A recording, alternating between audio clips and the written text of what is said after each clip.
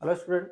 Last class में अपन ने चारों क्वांटम संख्याएं डिस्कस कर ली थी। ठीक है, अब बात करते हैं अपन नेक्स्ट पोर्शन जो अपना इलेक्ट्रॉनिक विन्यास से रिलेटेड और उसको भरने के कुछ नियम। ठीक है, ये लास्ट टॉपिक है आपका एटॉमिक स्ट्रक्चर का, फिर आपके बाद में है इसमें सॉल्यूशन वाला पार्ट। ठीक है, तो बात करते हैं अपन सबसे पहले इलेक्ट्रॉनों को भरने से रिलेटेड। तो उसके लिए आपको 20 या मैं बात करूँ 30 तक 30 तक आपको तत्व याद होने चाहिए विद सीरियल से। ठीक है, तो मैं उन सबको लिख देता हूं। देखो, ये जो नीचे लिख रहा हूं मैं, ये परमाणु क्रमांक है। जो नीचे लिख रहा हूं ये क्या है? परमाणु क्रमांक। और परमाणु क्रमांक के आधार पे आपको इन सबको लिखना है। ये हाइड्रोजन, हीलियम कितने पे आता है? 2 पे। लिथियम कितने पे आता है? 3 पे। बेरिलियम कितने पे आता है? 4 पे। बोरोन कितने पे आता है? 5 पे। ये जो लिख रहा हूं ना मैं, ये नीचे, ये इनका परमाणु क्रमांक, इसको क्या बोलते हैं? परमाणु क्रमांक।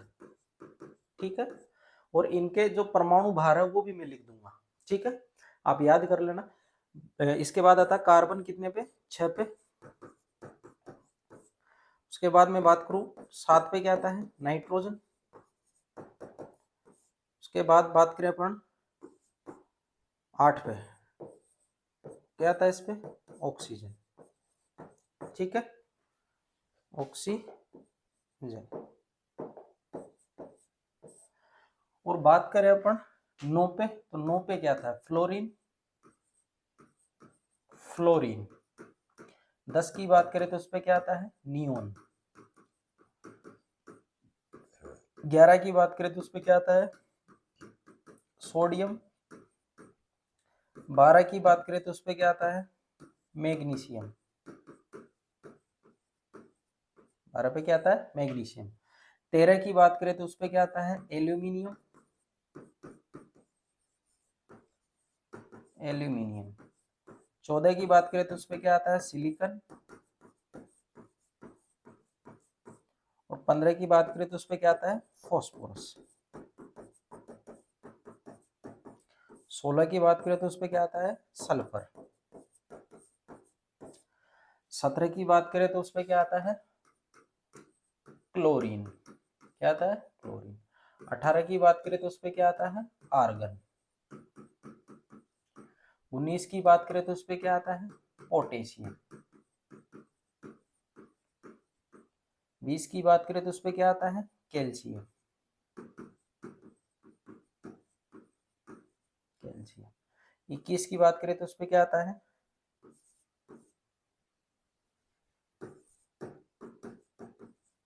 स्कैंडियम। 22 की बात करें तो उस पे क्या आता है?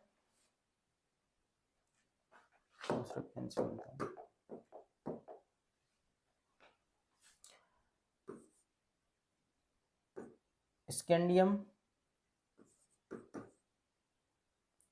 वेनेडियम, सॉरी एक सेकंड, 22 की बात करें तो scandium, titanium, vanadium, chromium, manganese, ferrous. हाँ,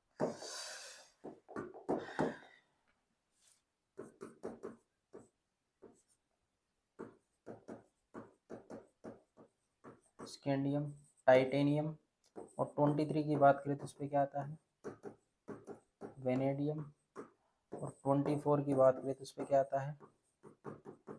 क्रोमियम। ठीक है, ये डी ब्लॉक वाले हैं, बाकी के मैं और लिख दूंगा। इनसे पहले जो 20 से पहले वाले हैं उन पे आपको याद रखना है, इन पे जो परमाणु भार होता है या परमाणु संख्या अपन बोल सकते हैं ना, कुछ एक में डिफरेंट आता है, बाकी सिमिलर रहता है।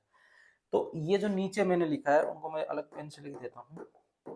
इनके जो सिर पे मैं लिखूंगा है ना, वो लिखूंगा इनका परमाणु भार। हाइड्रोजन का 1 होता है, हीलियम का 4 होता है। देखो, परमाणु भार से जस्ट डबल या उससे एक ज्यादा होता है क्या इसका? परमाणु द्रव्यमान। ठीक है, परमाणु द्रव्यमान मतलब परमाणु क्रमांक जो होता है उससे या तो डबल होगा या एक ज्यादा होगा। बस आपको इतना सा ध्यान रखना है। कुछ एक जगह एक्सेप्शन अपवाद आएंगे तो मैं बता दूंगा आपको। तो यहाँ पे 2 का जस्ट डबल 4। यहाँ लिथियम में देखो 3 का जस्ट डबल कितना होगा 6, ये एक ज्यादा होता है। बेरिलियम का कितना होगा 8, इसका 5 दूनी 10, एक ज्यादा कर देना 11। अगर मैं बात करूं किसकी,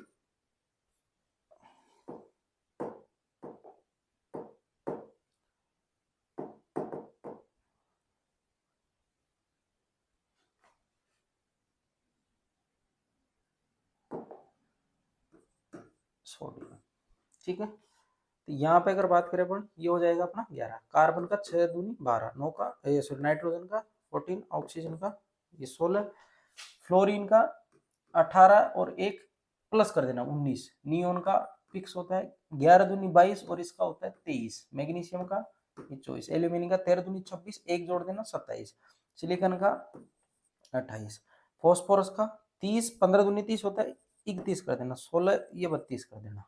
क्लोरीन का होता है इसका 35.5, ये याद रख लेना, क्लोरीन का 35। ऑर्गन का यहाँ पे ध्यान रखना, ऑर्गन का कितना होता है 14 होता है। ये एक तरीके से एक्सेप्शनली मान लो आप, इसको देख के पीरियोडिक टेबल में काफी चेंज आए थे, ठीक है ना। पहले पीरियोडिक टेबल परमाणु भार के आधार पे दी गई थी, बाद में उनको पता चला कि परमाणु भार से सही नहीं निकल रही, फिर उन्होंने एटॉमिक नंबर परमाणु क्रमांक के आधार पे दी, इसलिए ऑर्गन का 40 आ रहा था, इसीलिए फिर बाद में एटॉमिक नंबर के आधार पे पीरियोडिक टेबल दी गई थी, जो अभी मॉडर्न चल रही है। 19 दूनी 38 और 1 39, 20 दूनी 40। तो ये आपको याद रखना है, ठीक है। ये मैंने ऊपर लिखा है जो इनके क्या है परमाणु भार है, ठीक है, जो द्रव्यमान संख्या के बराबर या उससे ज्यादा। जैसे क्लोरीन वाले केस में द्रव्यमान संख्या और वो दोनों अलग अलग आती है क्योंकि इसके 2 आइसोटोप कम करते हैं। तो यहाँ हो गया क्रोमियम तक, तो इसको नोट डाउन कर लीजिए, फिर बात करते हैं अपन नेक्स्ट। अब देखो 25 पे क्या आएगा मैग्नीज, और 26 पे क्या आएगा आयरन, और 27 पे क्या आएगा कोबाल्ट, और 28 पे क्या आएगा निकल, और 29 पे क्या आएगा कॉपर, और 30 पे क्या आएगा जिंक, जिंक आएगा 30, ठीक है। तो ये याद रखना है, देखो मैं मार्क कर रहा हूं, इन दोनों को तो आपको याद रखना ही रखना है। एक तो ये कॉपर और एक ये क्रोमियम, क्रोमियम 24 पे आता है और कॉपर कितने पे आता है 29 पे।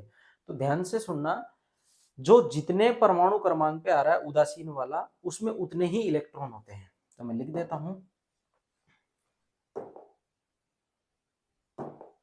मैं लिख देता हूं उदासीन परमाणु में परमाणु क्रमांक उसके इलेक्ट्रॉन की संख्या के बराबर होता है। यानी आपने परमाणु क्रमांक याद कर लिया उदासीन के लिए, उसमें उतने ही इलेक्ट्रॉन होते हैं। जैसे मैंने पूछा सोडियम, एग्जाम्पल की बात करते हैं, जैसे सोडियम है, सोडियम 11 पे आता है, तो इसमें कितने इलेक्ट्रॉन है 11 इलेक्ट्रॉन, और कितने प्रोटॉन है 11 प्रोटॉन। परमाणु क्रमांक जो होता है वो प्रोटॉनों की संख्या के बराबर होता है, ये लिख लेना, परमाणु क्रमांक हमेशा जो बराबर होता है वो होता है प्रोटॉनों की संख्या के, किसके प्रोटॉनों की संख्या के। यानी जिसका जो परमाणु क्रमांक होगा उसमें उतने ही प्रोटॉन होंगे। और उदासीन परमाणु के लिए आपको पता है, उदासीन का मतलब होता है जितना उस पर धनावेश है उतना उस पर ऋणावेश है, तो जितना प्रोटॉन होगा उतने ही इलेक्ट्रॉन होंगे। तो उदासीन के लिए प्रोटॉनों की संख्या इलेक्ट्रॉनों की संख्या के बराबर रहती है। एग्जाम्पल के तौर पर बात करें क्रोमियम 24, तो इसमें कितने इलेक्ट्रॉन है 24 इलेक्ट्रॉन है, इसका तो घोटा ही मार लेना, क्रोमियम में 24 इलेक्ट्रॉन होते हैं। और कॉपर के अंदर कितने इलेक्ट्रॉन होते हैं, कॉपर के अंदर 29 इलेक्ट्रॉन होते हैं, 29 इलेक्ट्रॉन होते हैं। ये चीज याद कर लेना आप, ठीक है। तो आपको ये चीज याद रखनी है, अगर इलेक्ट्रॉनों की संख्या किसी आयन में पूछी जाए तो जितना उस पर धनावेश आ रहा है उतने इलेक्ट्रॉन कम कर लीजिए आप उसके परमाणु क्रमांक से। जैसे एग्जाम्पल के तौर पे बात करें, देखो जैसे एग्जाम्पल के तौर पे बात करूं मैं, मैग्नीशियम +2 है, मैग्नीशियम कितने पे आता है 12 पे, तो देखो 12 पे आ रहा है और +2 मतलब 2 इलेक्ट्रॉनों की कमी हो गई, तो कितने बच्चे 12 अगर उदासीन रहता तो 12 होते। अब 12 में से 2 आपने निकाल दिए तो कितने बचे? 10 इलेक्ट्रॉन। कितने? 10 इलेक्ट्रॉन। ऐसे आपसे पूछा जाए एल्यूमिनियम +3 पे कितने इलेक्ट्रॉन है? एल्यूमिनियम कितने पे आता है? 13 पे। तो 13 में से 3 घटा दो तो कितने बचेंगे? 10 इलेक्ट्रॉन। तो ऐसे आपको आयनों के इलेक्ट्रॉन भी याद होने चाहिए। अगर किसी पे -4 जा रखा हो तो उसमें बढ़ा देना। जैसे देखो ऑक्सीजन कितने पे आता है? 8 पे। इस पे -2 चार्ज, यानी ऑक्सीजन 8 पे आ रहा था, 2 इलेक्ट्रॉन इसने ले लिए तो 8 और 2 कितने हो गए? 10 हो गए। ऐसे ही नाइट्रोजन पे -3 चार्ज रहता है, नाइट्रोजन 7 पे था, 7 में से 3 इसने इलेक्ट्रॉन गेन किए तो 10 इलेक्ट्रॉन हो गए। तो ऐसे आपको इलेक्ट्रॉनों की संख्या का ध्यान रखना है कितने होते हैं। ठीक है, अब बात करते हैं अपन सीधे अपने मेन टॉपिक पे। तो सबसे पहले अपन बात करते हैं कक्षक की, कि कक्षक बोलते किन्हें। ठीक है ना। तो देखो कक्षक किसी भी एटम के अंदर वह जगह होती है जहां इलेक्ट्रॉन की पाई जाने की प्रायिकता सर्वाधिक होती है। ठीक है, तो कुछ नहीं है इसकी परिभाषा, सिंपल। किसी भी परमाणु में उपस्थित वह स्थान जहां इलेक्ट्रॉन के पाए जाने की संभावना सर्वाधिक हो उसे कक्षक कहते हैं। उसे कक्षक कहते हैं। ठीक है, और इलेक्ट्रॉनों की पाए जाने की संभावना सर्वाधिक होगी तो उसे कक्षक बोलेंगे। अगर कहीं पे कक्षक नहीं, सॉरी, कहीं पे इलेक्ट्रॉन नहीं मिल रहा तो उसको क्या बोलेंगे? उसको बोलेंगे नोड। तो एक और चीज लिख लेना आप, नोड किसे बोलते हैं? किसी भी परमाणु में उपस्थित वह स्थान जहां इलेक्ट्रॉन के पाए जाने की संभावना न्यूनतम या शून्य हो उसे नोड कहते हैं। उसे नोड कहते हैं। आई बात समझ में? तो ये दोनों परिभाषा उतार लीजिए, फिर बात करते हैं नोड कैसे कैलकुलेट करते हैं। देखो नोड की संख्या कैसे निकालेंगे? वो निकलती है n-1 से। कैसे निकलती है? n-1 से। और यहाँ n क्या है? मुख्य क्वांटम संख्या। इसमें n क्या है? मुख्य क्वांटम संख्या। अब नोड यहाँ पे 2 तरीके के होंगे। ठीक है, वो कौन कौन से होंगे? देखो त्रिज्या नोड हो सकता है, इसी को बोलते हैं नोडल सतह। इसी को क्या बोलते हैं? नोडल सतह। एक तो ये हो सकता है, और एक हो सकती है नोडल तल। एक क्या हो सकता है? नोडल तल। ठीक है, तो देखो त्रिज्या नोड निकालने का फॉर्मूला होता है n-l-1। n क्या है? मुख्य क्वांटम संख्या, और l क्या है? दिगंशीय क्वांटम संख्या। ठीक है, और नोडल तल निकालने का फॉर्मूला सिंपल l, यानी नोडल तलों की संख्या l के बराबर होती है। नोडल तलों की संख्या l के बराबर होती है। तो नोडों की संख्या 2 भागों में बढ़ती है, त्रिज्य नोड, नोडल सतह। अगर आप इन दोनों को जोड़ दोगे तो n-1 के बराबर ही आएगा। आई बात समझ में? इससे रिलेटेड क्वेश्चन देखते हैं। देखो n बराबर 5 में नोडों की संख्या, n बराबर 5 में नोडों की संख्या। तो नोडों की संख्या कैसे निकालोगे? n-1, तो 5 - 1 कर दोगे तो कितने? 4। तो इसमें 4 क्या है? नोडों की संख्या है। ठीक है, इसमें 4 क्या है? नोडों की संख्या है। ऐसे ही आपसे पूछा जाए l बराबर 3 में नोडल तल कितने हैं? तो l बराबर 3 में नोडल तल कितने हैं? तो नोडल तल किसके बराबर होते हैं? नोडल तल l के बराबर होते हैं। तो l कितना है? 3 है, तो 3 ही उसमें क्या होंगे? नोडल तल होंगे। ठीक है, ऐसे आपसे पूछ ले कि l बराबर 3 में नोडीय या मैं बात करूं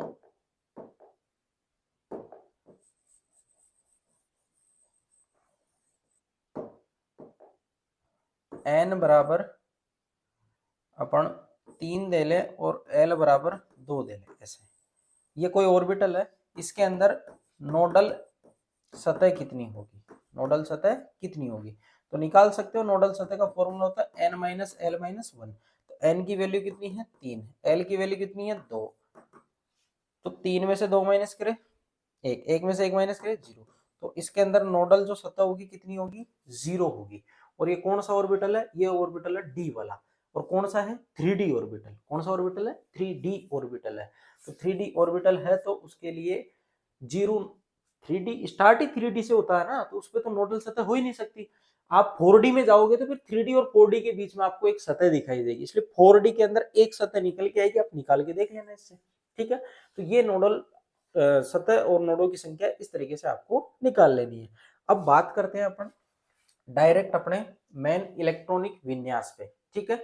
तो सबसे पहले अपन बात करते हैं इलेक्ट्रॉनिक विन्यास की, इलेक्ट्रॉनिक विन्यास, इलेक्ट्रॉनिक कॉन्फ़िगरेशन, ठीक है।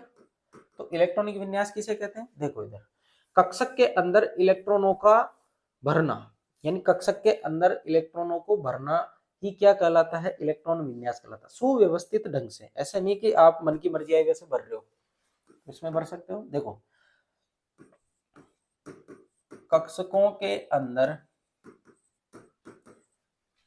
इलेक्ट्रॉनों को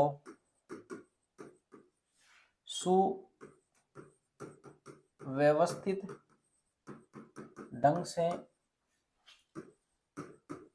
भरना ही इलेक्ट्रॉन विन्यास कहलाता है, ठीक है। और सुव्यवस्थित ढंग से बढ़ने के लिए कुछ नियम बनाए हुए हैं, तो वो नियम आपको पढ़ने हैं, ठीक है। इन इलेक्ट्रॉनों को भरने के लिए कुछ नियम बनाए हुए हैं जो निम्न प्रकार हैं। तो देखो फर्स्ट है हाफ-बाउ सिद्धांत, दूसरा है n+l का नियम, तीसरा है हुंड की अधिकतम बहुलता का नियम, और फोर्थ है पाउली का नियम। तो ये इलेक्ट्रॉनों को भरने के लिए 4 रूल पढ़े जाते हैं। सबसे फर्स्ट बात करेंगे अपन हाफ-बाउ सिद्धांत की, इसको नोट डाउन करिए। सबसे पहला है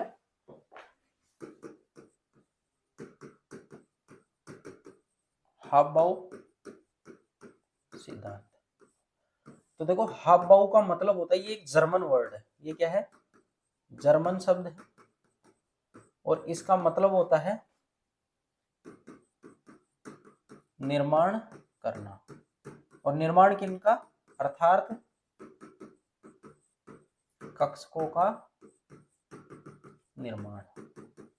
और इस सिद्धांत का स्टेटमेंट क्या है वो देख लीजिए आप। इस सिद्धांत के अनुसार सर्वप्रथम इलेक्ट्रॉन उस कक्षक में भरा जाता है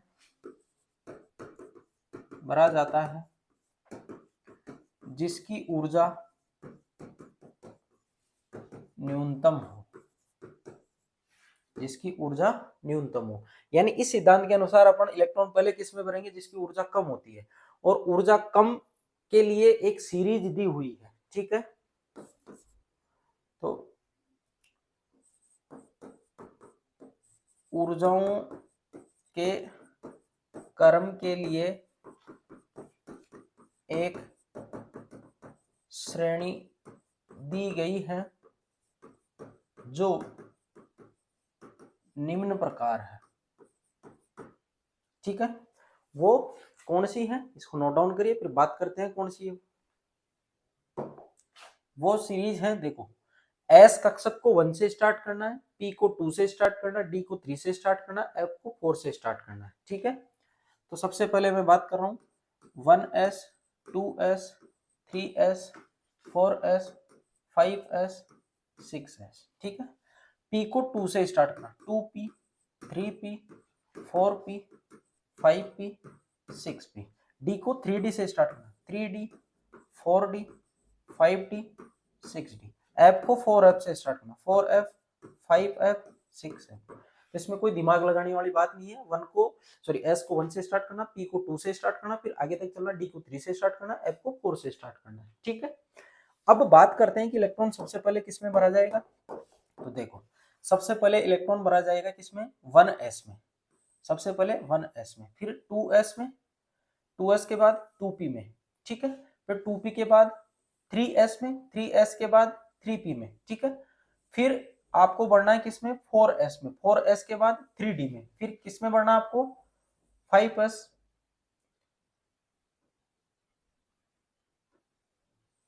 फिर एक सेकंड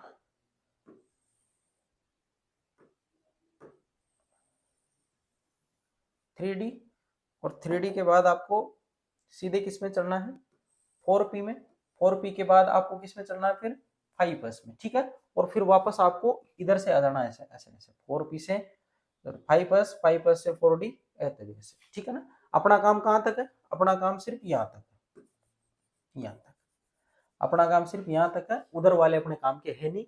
अपन को सिर्फ 30 तक के तत्वों का इलेक्ट्रॉन विन्यास लिखना है। ठीक है, 3d को आप 4s के बाद ऐसे लिख लो, एरो बना लेना ऐसे, जो एरो जिसकी तरफ जा रहा है उसमें आपको इलेक्ट्रॉन पहले बढ़ना होता है। ठीक है, ऐसे। ठीक है, यानी आपको जो एरो जिसकी तरफ जा रहा है, जैसे 4s की तरफ जा रहा है, 3d के बाद में जा रहा है एरो, तो पहले आपको 4s में बढ़ना, उसके बाद 3d में बढ़ना। तो ये एक श्रेणी दी हुई है, इसके अनुसार आपको बढ़ना। तो ऊर्जा का क्रम अगर मैं इससे लिखूं तो देखो सबसे पहले आप किसमें इलेक्ट्रॉन भर रहे हो, सबसे कम ऊर्जा किसकी है 1s की। अभी जस्ट बोला ना भाई, जिसकी इलेक्ट्रॉन की ऊर्जा कम होती है उसमें पहले भरा जाता है। तो 1s की ऊर्जा सबसे कम है, उससे ज्यादा है 2s की, उससे ज्यादा है 2p 3s 3p 4s 3d। तो सबसे ज्यादा ऊर्जा किसकी होती है 3d वाले की, 3d वाले की सबसे ज्यादा ऊर्जा होती है। तो आप सबसे बाद में इलेक्ट्रॉन उसमें भरोगे, आपको पहले इलेक्ट्रॉन किन में भरना होता है जिसकी ऊर्जा कम होती है। इसको नोट डाउन करिए, फिर बात करते हैं नेक्स्ट।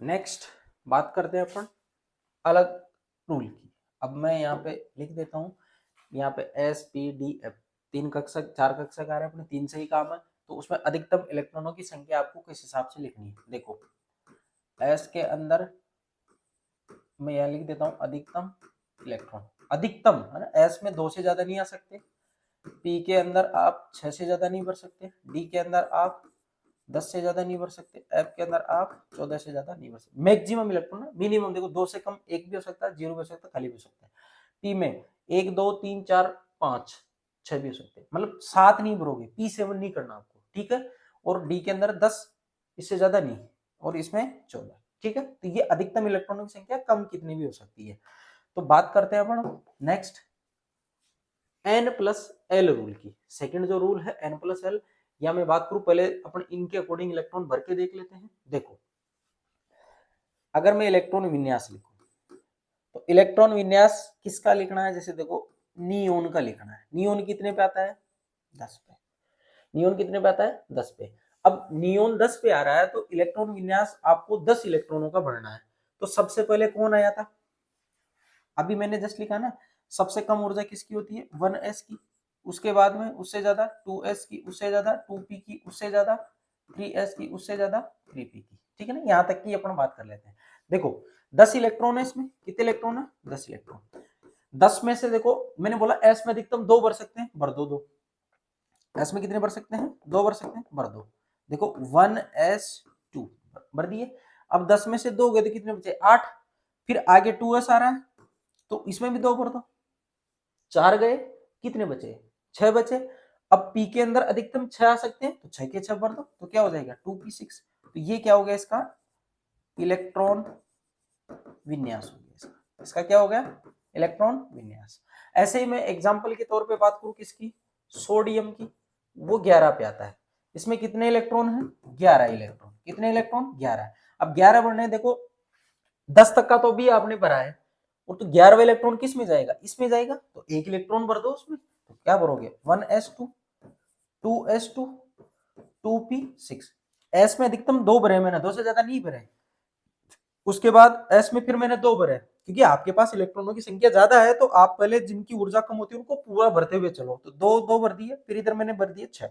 6 और 2 8 और 2 10। अब एक इलेक्ट्रॉन बचा, तो एक इलेक्ट्रॉन यहां तक तो कंप्लीट भर लिया आपने। अब इसमें जाएगा इलेक्ट्रॉन, तो 3s1। अब देखो आपने एस में 1 भरा है, क्यों? क्योंकि इलेक्ट्रॉन ही एक बचा आपके पास। अगर 2 होते तो 2 भरते उसमें। जैसे देखो एग्जाम्पल के तौर पर, एग्जाम्पल पे 12 पे क्या आता है? मैग्नीशियम। इसमें कितने इलेक्ट्रॉन? 12 इलेक्ट्रॉन। अब भरो आप इसको, 1s2 2s2 2p6 3s। देखो 6 2 8 और 2 10 हो गए, 2 बचे तो 2 के 2 यहां भर दो। तो ऐसे इलेक्ट्रॉनिक विन्यास आपको पढ़ना है। नेक्स्ट बात करते हैं अपन n+l के नियम की। इसको उतार लीजिए आप। नेक्स्ट है सेकंड, n+l का नियम। तो देखो इस नियम के अनुसार जिसके n+l का मान कम होगा उसमें पहले इलेक्ट्रॉन भरा जाएगा। अगर n+l का मान समान होता है तो जिसके लिए n की वैल्यू कम होती है उसमें इलेक्ट्रॉन पहले भरा जाएगा। तो सिंपल सी बात है। देखो इस नियम के अनुसार, इंपॉर्टेंट है ये, आपके एग्जाम में आएगा। इस नियम के अनुसार सर्वप्रथम इलेक्ट्रॉन उस कक्षक में भरा जाएगा जिसके लिए n+l का मान न्यूनतम हो। ठीक है, n+l का मान जिसके लिए न्यूनतम आएगा उस कक्षक की ऊर्जा कम होती है, इसलिए इलेक्ट्रॉन पहले उस कक्षक में भरे जाएंगे जिसके लिए ऊर्जा कम होगी। अब आप बोलोगे गुरुजी n+l का मान बराबर हो गया, तो अगर बराबर की कंडीशन आ जाती है तो जिसके लिए n का मान कम होता है इलेक्ट्रॉन पहले उसमें जाएगा। यदि n+l का मान बराबर है तो इलेक्ट्रॉन पहले उस कक्षक में भरा जाएगा जिसके लिए n का मान, n का ध्यान रखना, n का न कि l का। n मतलब मुख्य क्वांटम संख्या, n का मान कम हो। ठीक है, तो ये इसका स्टेटमेंट उतार लीजिए। फिर बात करते हैं एग्जाम्पल की। अब बात करते हैं एग्जाम्पल की। जैसे देखो आपको इलेक्ट्रॉन भरना है, ठीक है, आपको क्या करना है? इलेक्ट्रॉन भरना है। और इलेक्ट्रॉन भरना है तो आपके पास 2 कक्षक है। आपके पास क्या है? 2 कक्षक। 2 कक्षक कौन कौन से? एक तो 4s है, एक 3d है। अब आप इन दोनों में से किस में इलेक्ट्रॉन भरोगे? आपको n+l के नियम के अनुसार चलना है। तो देखो s कक्षक के लिए l का मान कितना होता है? 0 होता है। n का मान जो कक्षक के आगे लिखा रहता है वही n का मान होता है, तो 4 लिख दिए। d कक्षक के लिए या मैं बात करूं d उपकोष के लिए, ज्यादा बेटर रहेगा आप उपकोष लिखिए। ठीक है, ज्यादा बेटर उपकोष लिखिए ना, उपकोष लिख लेना इसको। ठीक है, d के लिए l का मान कितना होता है? l का मान होता है 2। और n का मान कितना दे रखा है? n का मान दे रखा है 3। जो कक्षक के आगे लिखा हुआ रहता है या जो उपकोष के आगे लिखा हुआ होता है उसको अपन बोलते हैं मुख्य क्वांटम संख्या। अब आप यहाँ पे n+l का मान निकालो। n का कितना? 4, l का मान 0, तो कितना आ रहा है? 4 आ रहा है। इधर निकालो n+l, n का मान कितना? 3, l का मान कितना? 2, कितना आ रहा है? 5। तो l+l का मान न्यूनतम कहां पे आया? ज्यादा कहां पे? यहाँ पे। तो अभी मैंने स्टेटमेंट लिखवाया जस्ट, कि इस नियम के अनुसार सर्वप्रथम इलेक्ट्रॉन उस कक्षक में भरा जाएगा जिसके लिए n प्लस एल का मान क्या हो, न्यूनतम हो। तो इलेक्ट्रॉन किस में जाएगा, इलेक्ट्रॉन जाएगा s कक्षक में। किस में जाएगा, s कक्षक में। तो आप इलेक्ट्रॉन को किस में भरोगे, मैं यहां लिख देता हूं, अर्थात इलेक्ट्रॉन s कक्षक में भरा जाएगा, भरा जाएगा। ठीक है, तो ये बात हुई इसकी। इसको नोट डाउन करिए, फिर बात करते हैं नेक्स्ट।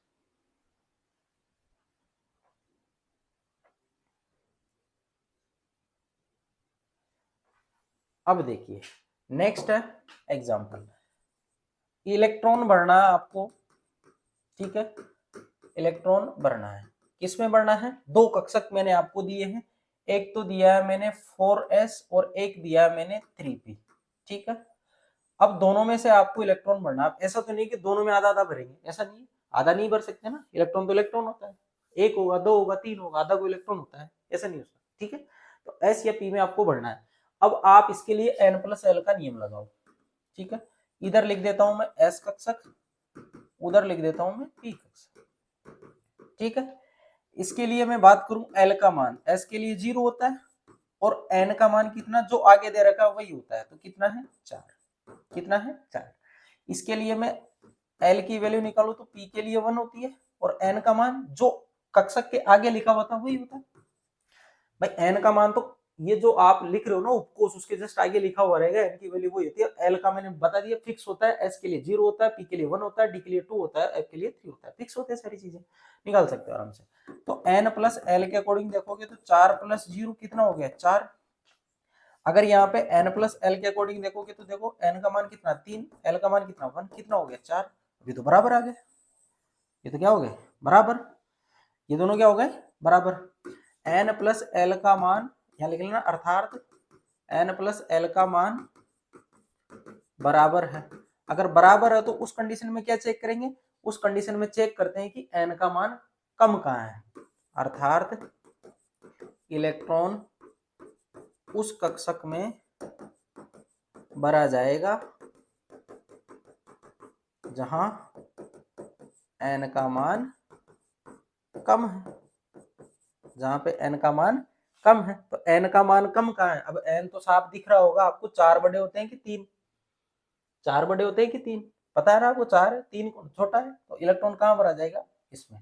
तो आप लिख लेना, अर्थात इलेक्ट्रॉन 3p कक्षक में भरा जाएगा। आप ये एग्जांपल देके n प्लस एल के नियम को समझा सकते हो। तो इसको नोट डाउन करिए, फिर बात करते हैं अपन नेक्स्ट आगे हुंड मल्टीप्लिसिटी या हुंड की अधिकतम बहुलता का नियम। नेक्स्ट है थर्ड, हुंड की अधिकतम बहुलता का नियम। इंपॉर्टेंट है ये भी, लास्ट के जो 3 पढ़ाए ना मैंने, इसके बाद पढ़ाऊंगा पाओले का, सब के सब इंपॉर्टेंट है। ठीक है, तो देखो ये क्या बोलता है, ये नियम क्या बोलता है, ये नियम ऐसे बोलता है कि अगर आप किसी कक्षक में इलेक्ट्रॉनों को भर रहे हो तो आप पहले एक एक इलेक्ट्रॉन भरोगे, अर्थात उनका युग्मन नहीं करवाओगे, मतलब उनको जोड़े में नहीं रखोगे आप। जब तक आप एक एक इलेक्ट्रॉन नहीं भर देते तब तक आप उसमें युग्मन नहीं करवा सकते। तो मैं लिख देता हूं, इस नियम के अनुसार, इस नियम के अनुसार इलेक्ट्रॉनों का युग्मन, इलेक्ट्रॉनों का युग्मन तब तक संभव नहीं है जब तक कि सभी कक्षकों में एक एक इलेक्ट्रॉन नहीं आ जाते। ठीक है, यानी इस नियम के अनुसार इलेक्ट्रॉनों का युग्मन तब तक संभव नहीं है जब तक कि सभी कक्षकों में एक एक इलेक्ट्रॉन नहीं आ जाते। ठीक, एग्जांपल देखो, इधर आपको 2 इलेक्ट्रॉन बढ़ने हैं, किसमें बढ़ने हैं आपको 2 इलेक्ट्रॉन, पी कक्षक में। अभी मैंने बताया पी के अंदर 3 कक्षक होते हैं, 3 डब्बे होते हैं, पी के अंदर P X P Y P Z. मैंने बता रखा है ना, क्वांटम संख्या में पढ़ाया था आपको कि पी के अंदर 3 डिब्बे होते हैं, P X P Y P Z. अब 2 इलेक्ट्रॉन भरने हैं। अब आप इलेक्ट्रॉन जब भी भरोगे तो इलेक्ट्रॉन ऐसे भरे जाते हैं, ऐसे तीर से दिखाया जाता है, या आप दिखा सकते हो ऐसे आधे तीर से, ठीक है ना, दोनों से आप इसको दिखा सकते हो। अगर इलेक्ट्रॉन आप भर रहे हो तो जब तक आप उनका युग्मन नहीं करवाओगे जब तक इनमें एक एक इलेक्ट्रॉन नहीं आ जाता। जैसे देखो, एक इलेक्ट्रॉन भरा आपने, अब दूसरा इलेक्ट्रॉन आपने ऐसे भरना है, आप ऐसे नहीं भर सकते, आप ऐसे नहीं भर सकते कि एक इलेक्ट्रॉन आपने इधर भर दिया और दूसरा इलेक्ट्रॉन आपने यहाँ पे भर दिया, यहीं पे युग्मन करवा दिया, जोड़ा बन गया ना, एक ऊपर एक नीचे, एक जोड़ा बन गया, इसको युग्मन बोलते हैं। तो ऐसा आप नहीं करवाओगे, ऐसा ये गलत है, ये नियम की पालना नहीं कर रहा है, ये वायोलेट हो गया ऐसे, ठीक है ना, ये वायलेंस शो कर रहा है। अब दूसरा आप बोलोगे कि मैं ऐसे दिखा दूं, एक की मुंडी ऊपर एक की नीचे, नहीं, बिल्कुल ऐसा नहीं कर सकते आप, ऐसा आप कतई नहीं करोगे, या तो दोनों की मुंडी ऊपर रहनी चाहिए, दोनों की मुंडी नीचे रहनी चाहिए, ये भी गलत है। आप जब तक एक एक इलेक्ट्रॉन नहीं भर जाता जब तक आपको उनको सेम स्पिन या सेम चक्रण, समान चक्रण के साथ भरना होता है। आप ऐसा भर सकते हो बली से, भाई दोनों की मुंडी हम नीचा करना चाहते, बिल्कुल भर दो, ये सही है और ये भी सही है, ये दोनों गलत है, आप ऐसा नहीं भर सकते। जब तक युग्मन नहीं हो सॉरी, जब तक एक एक इलेक्ट्रॉन नहीं भर जाता तब तक आप युग्मन नहीं करवा सकते। इसको नोट डाउन करिए, फिर बात करते हैं नेक्स्ट। तो एग्जांपल और लेते हैं, जैसे अपन देखो, जैसे आपको 4 इलेक्ट्रॉन भरने हैं, किसमें, पी में भरने हैं। तो पी के अंदर देखो मैंने बताया अभी 3 कक्षक होते हैं, P X P Y P Z, यही होते हैं P X P Y P Z. अब 4 भरने हैं तो पहले आप एक एक इलेक्ट्रॉन भरो, ये मुंडी ऊपर एक की मुंडी ऊपर एक की मुंडी, ऐसे भरोगे आप ऐसा नहीं करोगे, ऐसे कर दोगे आपकी नहीं, एक की मुंडी ऊपर एक की नीचे एक के ऊपर, ऐसा नहीं करोगे।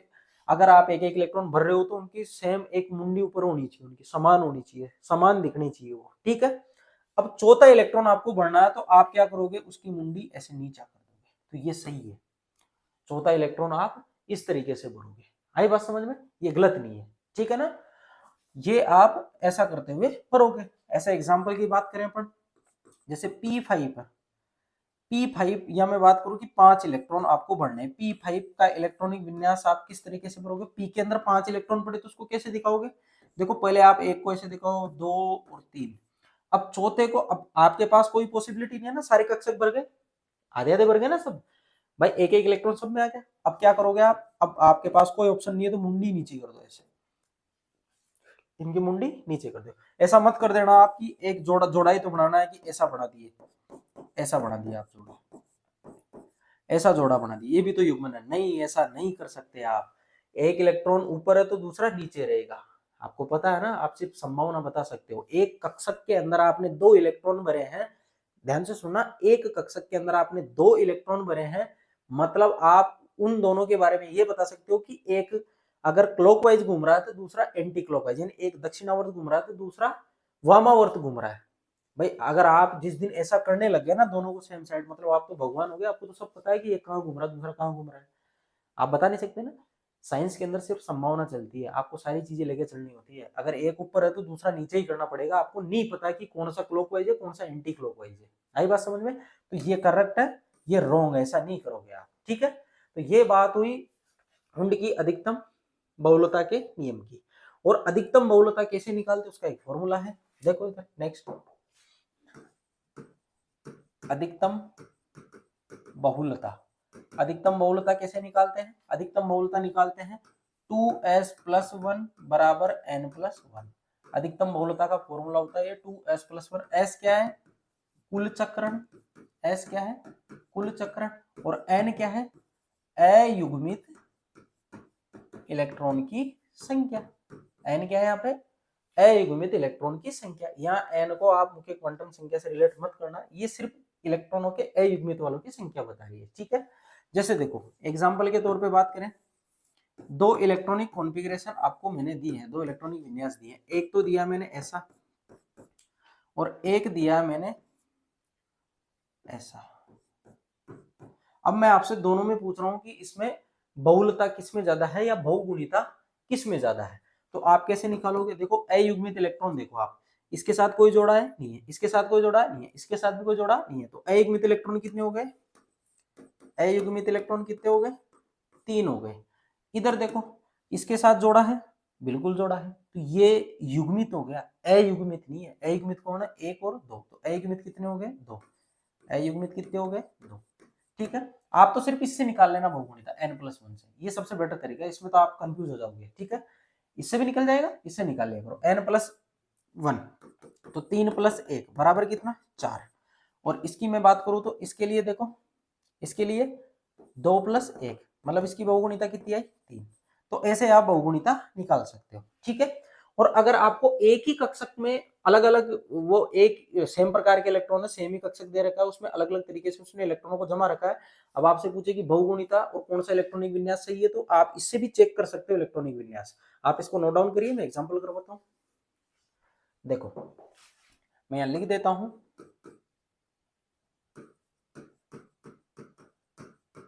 जिस विन्यास की बहुगुणिता सर्वाधिक होती है वह विन्यास सर्वाधिक स्थायी होता है, सर्वाधिक स्थायी होता है। जैसे देखो मैंने आपको दिया है 1 2 ऐसे भर दिया मैंने। ठीक है, 3 इलेक्ट्रॉन भरने हैं मेरे को, तो 3 इलेक्ट्रॉन में कुछ इस तरीके से भी भर सकता हूँ। अब मैं पूछ रहा हूँ कि दोनों में से कौन सा सही है, तो जिसकी बहुगुणिता ज्यादा होगी वो सही होगा। आई बात समझ में, जिसकी बहुगुणिता ज्यादा होगी वो सही होगा। और 2s+1 कहाँ काम में लेना है वो भी मैं आपको बताऊंगा, कई जगह पे n+1 से काम नहीं चलता, इसलिए 2s+1 भी मैंने लिखा है। तो यहाँ पे देखो बहुगुणिता आप निकालोगे, बहुगुणिता कैसे निकालते हैं n+1, इसके अंदर अयुग्मित इलेक्ट्रॉन, देखो ये युग्मित हो गया, अयुग्मित एक ही है, तो 1 + 1 कितना आ गया 2 आ गया। इसमें निकालो n+1, अयुग्मित कितने 1 2 3 3 है, 3 + 1 कितना आ गया 4 आ गया। तो बहुगुणिता जिसकी ज्यादा होगी वो सर्वाधिक स्थायी वाला इलेक्ट्रॉनिक विन्यास होगा। तो ये सही है, ये गलत है। और ये मैंने आपको पहले बताया, जब तक आप एक एक इलेक्ट्रॉन नहीं आ जाते आप युग्मन नहीं करवा सकते, इसलिए ये गलत है। तो ये चेक करने का तरीका भी है कि कौन सा सही है और कौन सा गलत है। आई बात समझ में, इसको नोट डाउन करिए, फिर बात करते हैं नेक्स्ट।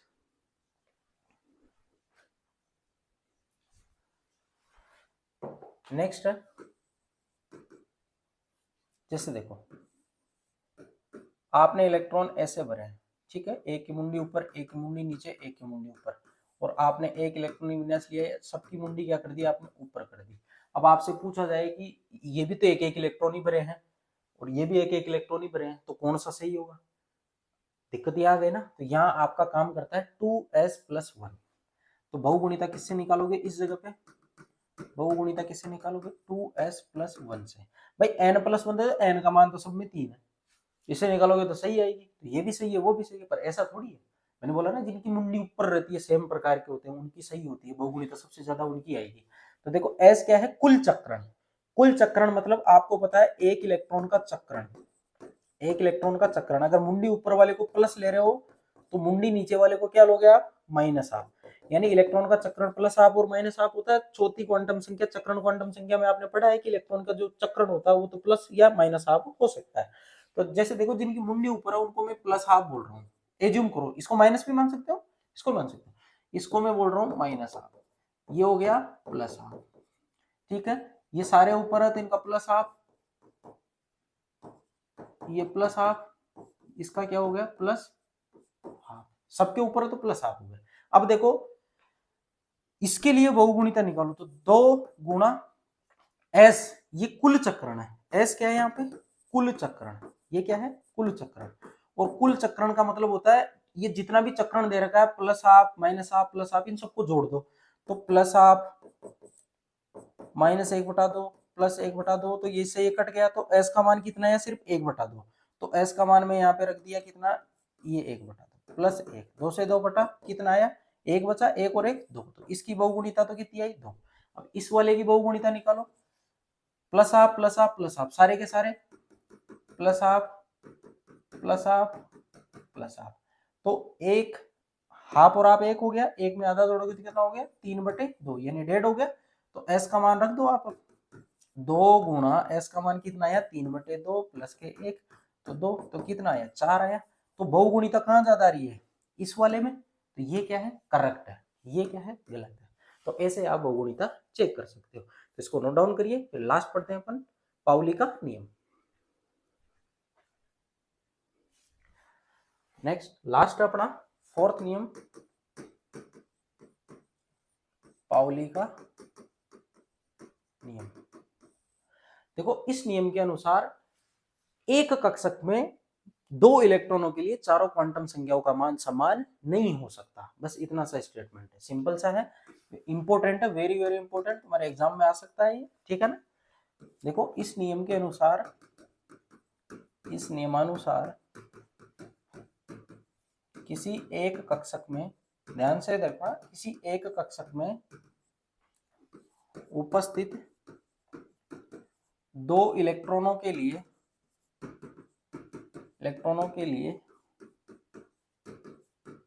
चारों क्वांटम संख्या, और चारों क्वांटम संख्या कौन सी है, एन एल एम एस, का मान समान नहीं हो सकता। तीन का मान भले ही समान हो जाए, चौथी क्वांटम संख्या एक ऐसी होगी जिसका मान कभी समान नहीं हो सकता।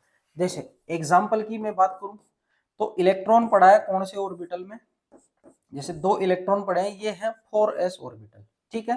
तो इलेक्ट्रॉन फर्स्ट, इसके लिए मैं लिख रहा हूं मान, और इसके लिए भी मैं क्या लिखूंगा, इधर दूसरा रेड पेन से लिख देता हूं, इसके लिए मैं मान, इसके लिए मान लिखूंगा मैं यहाँ पे, ठीक है। तो देखो इस वाले इलेक्ट्रॉन के लिए मान लिखे, एन का मान कितना है, जिस कक्षक में पड़ा है उसके आगे की संख्या कितनी है, 4।